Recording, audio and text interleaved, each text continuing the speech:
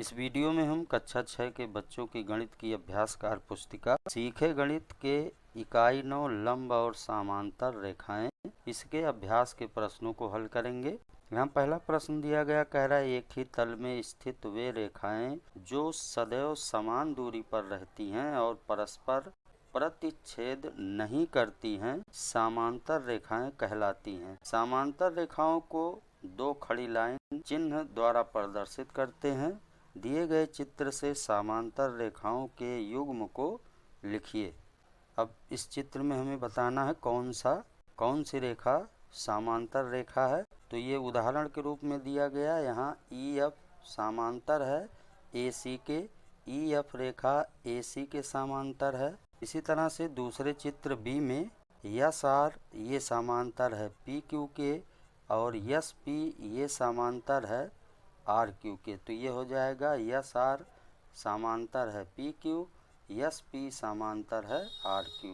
फिर इस चित्र में इसमें ON ये समांतर है LM के, LO ये समांतर है MN के। फिर इस चित्र में इसमें YX समांतर है UV के, ZU समांतर है XW के, YZ समांतर है WV के, L ये समांतर है N के। तो ये हो जाएगा L समांतर N। फिर कह रहा अपने आसपास की वस्तुओं से समांतर रेखाओं के युग्मों के 5 उदाहरण लिखिए। तो ये हो जाएगा रेल की पटरी, सड़क के किनारे, चादर के आमने सामने के किनारे, चारपाई के आमने सामने के किनारे, कागज के आमने सामने के किनारे। फिर तीसरा प्रश्न कह रहा चित्र में तिर्यक रेखाओं की पहचान कर लिखिए। तो यहाँ पे तिर्यक रेखाएं ये हो जाएगा PQ, क्योंकि ये दोनों जो है P और Q इस समांतर रेखा ST को काट रही हैं। फिर इसके बाद प्रश्न 4 कह रहा चित्र में बताइए कि रेखा AB और रेखा CD के अंतः क्षेत्र और बाह्य क्षेत्र में क्रमशः कौन कौन से बिंदु हैं। तो यहाँ पे चित्र दिया गया है, AB और CD के अंतः और बाह्य क्षेत्र में बिंदुओं को बताना है। तो अंतः क्षेत्र AB के ये हो जाएगा GJH और रेखा CD के अंतः क्षेत्र बिंदु ये हो जाएंगे GJH। बाह्य क्षेत्र बिंदु AB के हो जाएंगे L और I, CD के हो जाएंगे बाह्य क्षेत्र बिंदु K। फिर पांचवा प्रश्न कह रहा चित्र को देखकर रिक्त स्थानों की पूर्ति कीजिए। यहाँ L और M ये समांतर रेखाएं हैं, इनको एक तिर्यक रेखा काट रही है। अब पहला कह रहा है बाह्य कोण, तो इसमें बाह्य कोण हो जाएगा 1 2 7 8, 1 2 7 8 ये बाह्य कोण हो जाएगा। अंतः कोण 3 4 5 6, 3 4 5 और 6 ये अंतः कोण हो जाएंगे। फिर संगत कोण, तो 2 6 ये संगत कोण होगा, 1 5 ये संगत कोण होगा, 3 7 ये संगत कोण होगा, 4 8 ये संगत कोण होगा।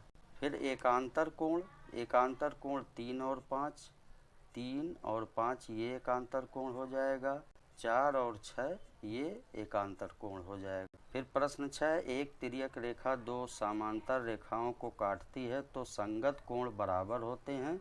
चित्र के अनुसार रिक्त स्थानों की पूर्ति कीजिए। तो यहाँ 2 का संगत कोण ये हो जाएगा 5, 2 का संगत कोण 5 होगा, 3 का संगत कोण 3 का 6 होगा, 1 का संगत कोण 1 का संगत कोण 8 होगा और फिर 4 का संगत कोण 7 हो जाएगा। फिर प्रश्न 7 कह रहा है यदि दो रेखाएं परस्पर परिच्छेद करें और उनके बीच का कोण समकोण हो तो वे रेखाएं एक दूसरे पर लंब रेखाएं कहलाती हैं। इसे संकेत के रूप में प्रदर्शित करते हैं। उक्त कथन के आधार पर चित्र में लंब रेखाखंड के युग्म को लिखिए। तो अब यहाँ पे ये चित्र दिखाया गया, इसमें हमें लंब रेखाखंड को बताना है। जैसे ED लंब है DC पर, ED ये लंब है D और C पे, उसी तरह से BC लंब होगा DC पर, B और C ये लंब होगा DC पर।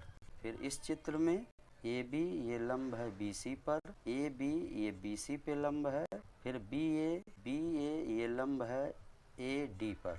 इस चित्र में AB ये लंब है BE पर, AB लंब है BE पर, तो AB ये लंब है BE पर।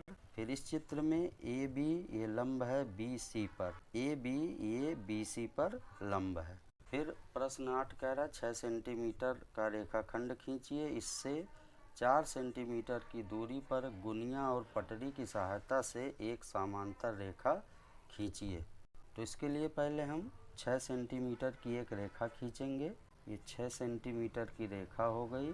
अब इस रेखा से 4 सेंटीमीटर की दूरी पर हम एक समांतर रेखा खींचेंगे। तो यहाँ पे हम 4 सेंटीमीटर की दूरी पर एक बिंदु ले लिए।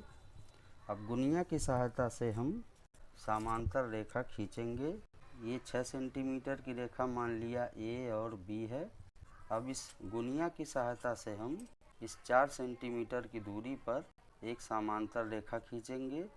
तो इसके लिए पहले हम इस रेखा के बराबर इस गुनिया को रख लेंगे और फिर एक गुनिया को यहाँ तक हम इस बिंदु तक लेकर आएंगे और यहाँ से हम एक रेखा खींचेंगे। ये एक समांतर रेखा हो गई डी सी। इनके बीच की दूरी ये 4 सेंटीमीटर है। तो इस तरह से हम गुनिया की सहायता से समांतर रेखा खींचते हैं। दैनिक जीवन से संबंधित कथनों में से समांतर रेखा युग्म व लंब रेखा युग्म को छांटिए। तो मेज के आमने सामने के किनारे ये हो जाएगा समांतर रेखा युग्म। कमरे के फर्श के आमने सामने के किनारे ये हो जाएगा समांतर रेखा युग्म। धरातल पर खड़ा व्यक्ति ये हो जाएगा लंब रेखा युग्म। स्केल के सम्मुख किनारे ये हो जाएगा समांतर रेखा युग्म। ब्लेड की धारें ये हो जाएगा समांतर रेखा युग्म। आयताकार कमरे की संलग्न दीवारें ये होगा लंब रेखा युग्म। ब्लैक बोर्ड के संलग्न किनारे ये होगा लंब रेखा युग्म।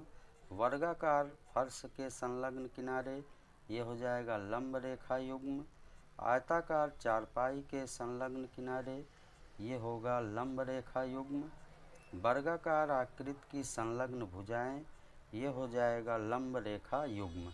अब इसको हमें अलग अलग समांतर रेखा युग्म वाले में समांतर रेखा युग्म को लिखना है, लंब रेखा युग्म में लंब रेखा युग्म को लिखना है। इसमें मेज के आमने सामने के किनारे, कमरे के फर्श के आमने सामने के किनारे, स्केल के सम्मुख किनारे, ब्लेड की धारें ये सब समांतर रेखा युग्म है।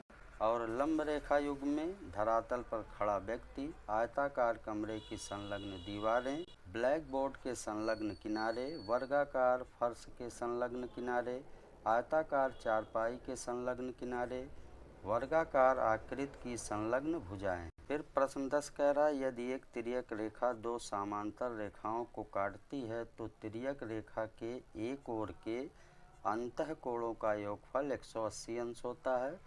दिए गए चित्र के अनुसार कौन सा कथन सत्य है अथवा असत्य है। तो यहाँ पे ये समांतर रेखा LM दी गई, इसको तिर्यक रेखा काट रही है। तो इसके अंतःकोण हो जाएंगे 4 और 5, 3 और 6।